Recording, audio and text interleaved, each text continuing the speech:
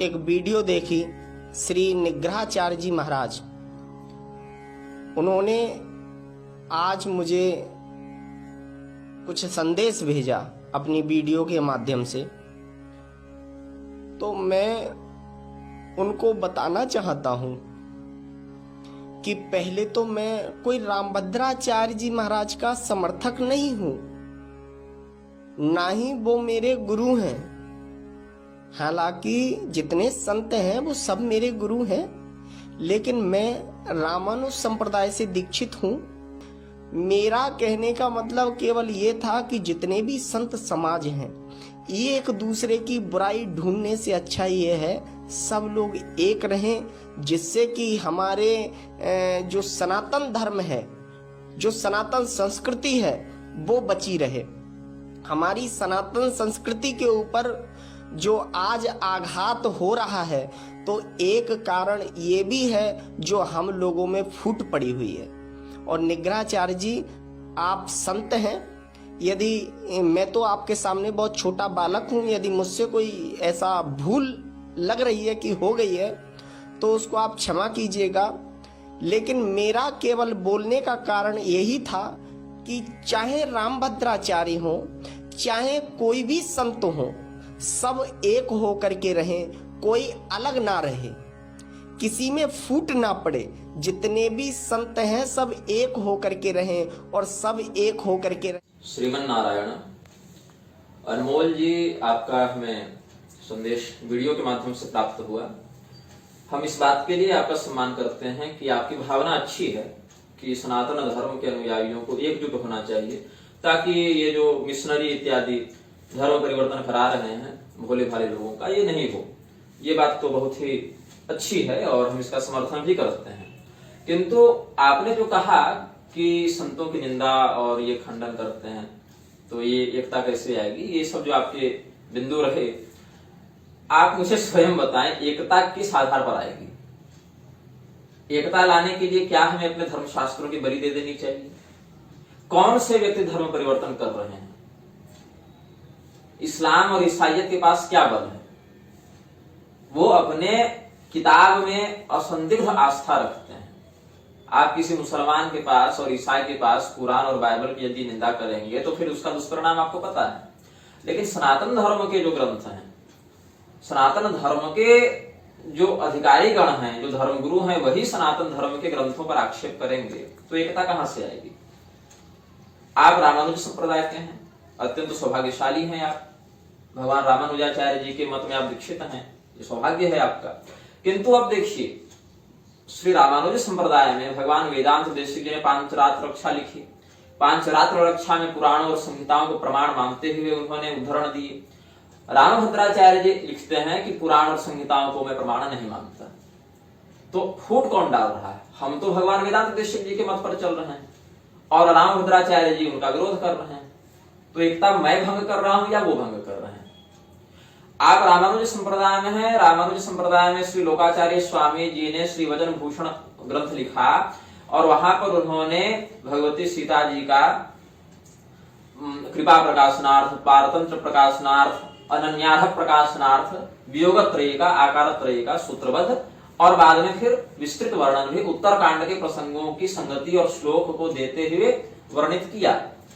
और रामानंदाचार्य जी के संप्रदाय में जो रामभद्राचार्य जी हैं, वो कहते मैं उत्तरकांड को नहीं मानता। तो रामानुजी और रामानंदी के मध्य एकता कौन भंग कर रहा है? मैं तो नहीं कर रहा।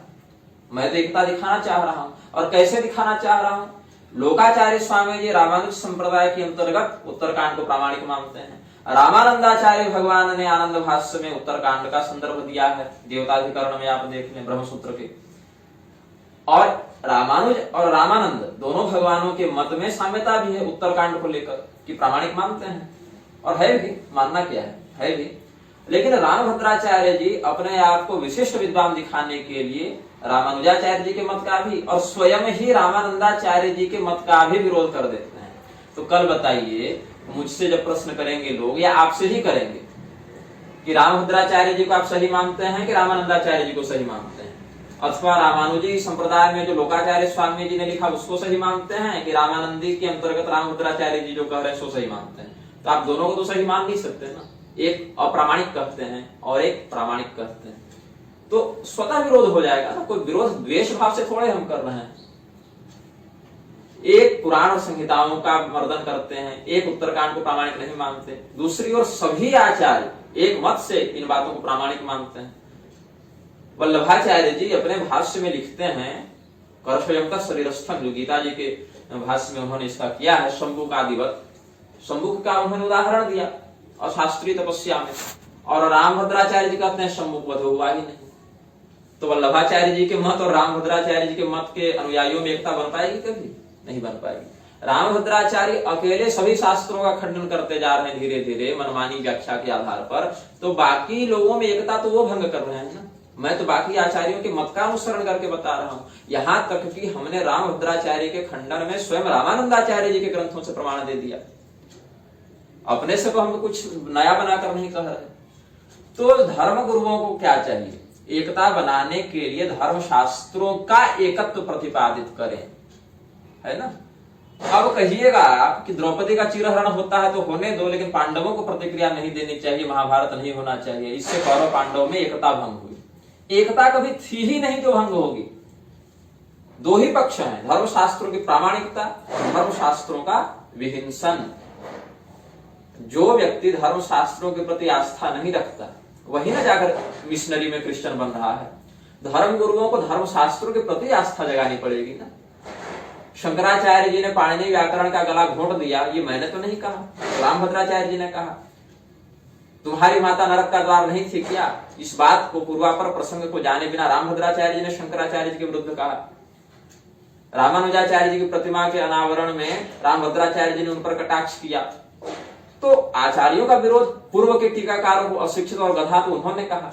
मैंने तो कभी किसी पूर्वाचार्य का खंडन या अपमान नहीं किया है, तो मैं कैसे एकता भंग कर रहा हूं?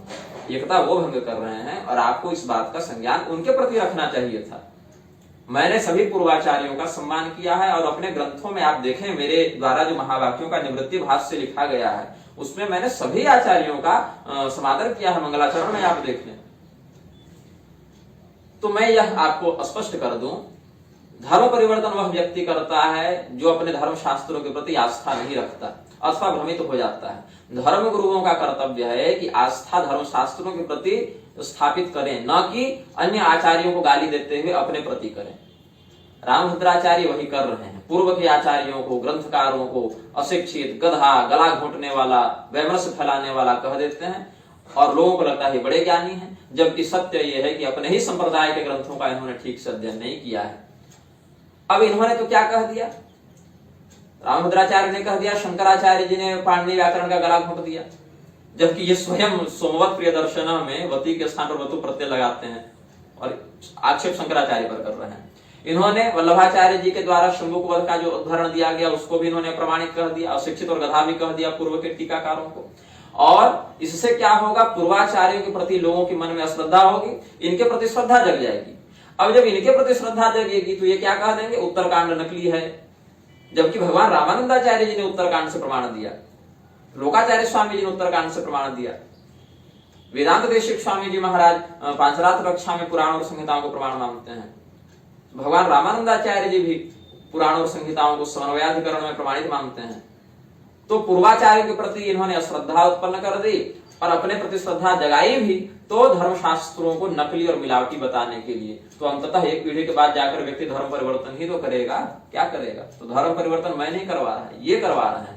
क्यों? क्योंकि परंपरा से प्राप्त आचार्यों और ग्रंथों के प्रति ये अश्रद्धा और वैमनस्य उत्पन्न कर रहे हैं। श्रीमन्नारायण।